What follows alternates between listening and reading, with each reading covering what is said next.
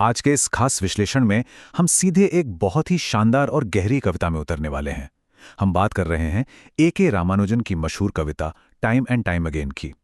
पहली नज़र में देखने पर लगेगा कि अरे ये तो बस घड़ियों और समय के बारे में है, लेकिन यकीन मानिए, जैसे जैसे हम इसकी पढ़तों को खोलेंगे आपको पता चलेगा कि इसमें मानव समाज, हमारी कमियों और प्रकृति की असीम ताकत का कितना गहरा दर्शन छिपा है। ये सिर्फ शब्दों का खेल नहीं है, बल्कि हमारे सामाजिक ढांचे की सच्चाई दिखाने वाला एक आईना है। तो चलिए बिना किसी देरी के इस दिलचस्प सफर की शुरुआत करते हैं। जरा कविता की इन शुरुआती पंक्तियों पर गौर कीजिए। या किसी भी पुराने सुव्यवस्थित शहर के क्लॉक टावर को सुने जो 24 घंटे अपने घंटे बजाते हैं। इन्हें पढ़ते ही है ना, हमारे कानों में एक पुराने शहर की वो जानी पहचानी गूंज सुनाई देने लगती है। एक स्थिर लय जो बैकग्राउंड में हमेशा चलती रहती है। ऐसा लगता है जैसे हम किसी ऐसे शहर में आ गए हैं जो ऊपर से देखने में एकदम सुव्यवस्थित या वेल मैनेज्ड है, जहां घड़ियां लगातार समय का ऐलान कर रही हैं। अब यहाँ एक बड़ा ही दिलचस्प सवाल उठता है। जब कोई पहली बार इन लाइनों को पढ़ता है तो मन में क्या आता है? सतह पर तो यही लगेगा ना कि ये किसी शहर की वास्तुकला या शायद समय बीतने की किसी आम सी घटना का जिक्र है। हम मान लेते हैं कि बात सिर्फ घड़ियों की हो रही है, लेकिन आगे हम देखेंगे कि ये जो वेल मैनेज्ड या सुव्यवस्थित शहर का आइडिया है ना, ये दरअसल एक बहुत बड़ा भ्रम है। इसके पीछे की कहानी कहीं ज़्यादा गहरी और उलझी हुई है।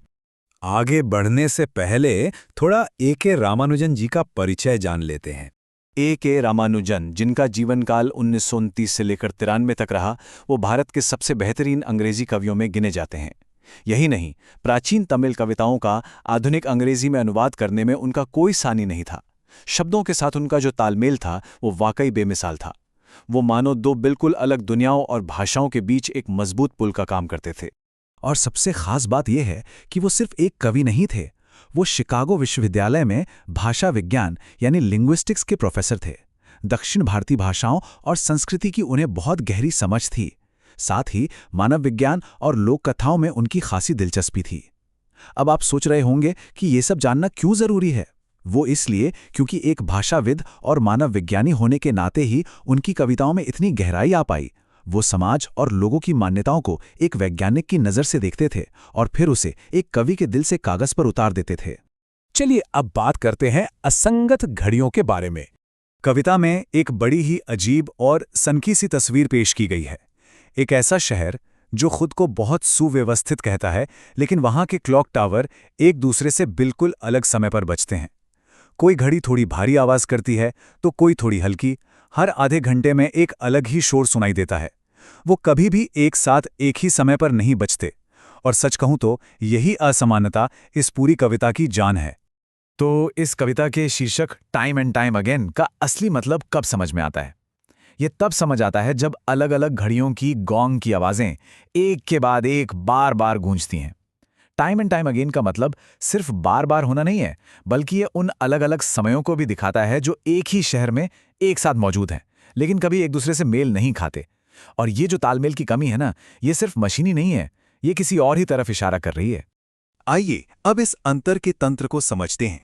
देखिए कितनी खूबसूरती से कवि ने मशीनी कमियों को हमारी मानवीय कमियों से जोड़ दिया है। चाहे वो घड़ियों को बनाने वाली मिश्र धातु में कोई गड़बड़ी हो, स्विट्जरलैंड में घड़ी बनाने वाले कारीगर का हाथ थोड़ा सा कांप जाना हो, या फिर किसी दान देने वाले की मर्जी से घड़ियों के बीच की दूरी तय करना हो, ये सब की सब चीजें हमारी अपनी मानवीय खामियों का रूपक हैं। आखिरकार हम इंसान भी तो अनुभवों और अपने आसपास के माहौल से बनी एक मिश्र धातु ही है ना। हम पूरी तरह से परफेक्ट नहीं हैं। और सच तो यह है कि हमारी यही अपूर्णता हमारे बीच के अंतर की असली वजह है। अब रुख करते हैं मानवीय विवाद और गठबंधन की तरफ। कविता की एक लाइन में हिंदू, ईसाई और मुस्लिम समुदायों के बीच के बारहमासी विवादों और मौसमी गठबंधनों का जिक्र आता है। यहाँ एक बात बिल्कुल साफ कर देना जरूरी है, रामानुजन यहाँ किसी राजनीतिक या धार्मिक विचारधारा का पक्ष नहीं ले रहे हैं। एक समाजशास्त्री की तरह वो बस समाज का एक तटस्थ अवलोकन कर रहे हैं। वो बता रहे हैं कि जिस तरह वो घड़ियां कभी एक साथ नहीं बजती, ठीक उसी तरह समाज के अलग अलग हिस्से भी लगातार आपसी संघर्ष में उलझे रहते हैं। उनके विवाद हमेशा चलते रहते हैं, और अगर कभी वो साथ आते भी हैं तो वो सिर्फ किसी खास मौसम या अपने किसी फायदे के लिए होता है। और ये तो थोड़ी बहुत शांति या गठजोड़ होता भी है, वो होता कितना कमजोर है। ये किसी भी पल टूट सकता है। बस हवा का रुख बदला या किसी का मन बदला, अचानक कोई सायरन बज उठा या पीछे की किसी गली में कोई छोटा सा झगड़ा हो गया और बस ये सारी चीजें एक के बाद एक ऐसी इकट्ठी हो जाती हैं जैसे किसी भीड़-भाड़ वाली गली का शोरगुल। एक छोटी सी चिंगारी भी उस तथाकथित सुव्यवस्थित समाज की लय को पलक झपकते ही चकनाचूर कर सकती है। और फिर आता है टूटा हुआ क्लॉकवर्क। कविता में आगे की तस्वीर बेहद डरावनी और शक्तिशाली है। एक दिन जब नजर ऊपर उठती है तो पता चलता है कि उनमें से एक नेत्रहीन है, शांत है और उस टूटे हुए क्लॉकवर्क के बीच से एक टेढ़ा-मेढ़ा आसमान दिखाई दे रहा है। सोचिए, जो क्लॉक टावर कल तक बड़े गर्व से समय बता रहा था, वो आज अंधा और बिल्कुल खामोश है।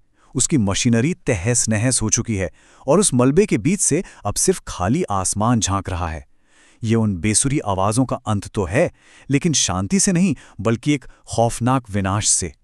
आखिर इस विनाश की वजह क्या है? कविता हमें 3 भयानक कारण बताती हैं। किसी दंगे के बाद की तबाही, या किसी शांति मार्च में फटा हुआ कोई टाइम बॉम्ब, या फिर किसी तूफानी रात में प्रकृति का एक सटीक प्रहार। ये कितनी बड़ी विडंबना है ना, कि इंसान की अपनी ही हिंसा, चाहे वो दंगा हो या शांति के नाम पर छिपा हुआ बम, उसके अपने ही बनाए हुए ढांचों को राख कर देती है। और अंत में प्रकृति का कहर भी तो सबको बराबर कर देने वाली एक ऐसी ताकत है जो इंसान के बनाए हर दिखावटी ढांचे को एक पल में मिटा सकती है। अब यहां थोड़ा रुक कर सोचने वाली बात है। बिजली गिरने जैसी प्राकृतिक आपदा को सटीक यानी प्रिसाइज क्यों कहा गया है? ये शब्द बहुत गहरा है। इंसान के जो झगड़े और फसाद होते हैं वो हमेशा अव्यवस्थित, गंदे और कभी ना खत्म होने वाले होते हैं। लेकिन जब प्रकृति अपना प्रहार करती है ना, तो उसमें एक खौफनाक सटीकता होती है। वो बिना किसी भेदभाव के, बिना किसी शोर शराबे के इंसान के अहंकार और उसकी बनाई हुई सुव्यवस्थित दुनिया को एक ही झटके में शून्य कर देती है। प्रकृति का न्याय अंधा जरूर है, लेकिन वो बिल्कुल अचूक होता है। तो चलिए अब इस पूरी कविता के संदेश को समझने की कोशिश करते हैं। हम रामानुजन के नजरिए को कैसे देखें?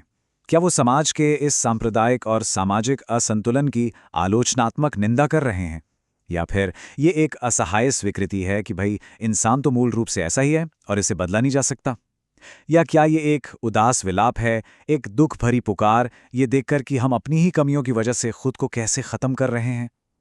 अगर हम कविता को ध्यान से पढ़ें तो ऐसा नहीं लगता कि वो किसी एक पक्ष की तरफ झुके हैं, बल्कि ये इन सभी भावनाओं का एक बहुत ही परिपक्व और जटिल मिश्रण लगता है।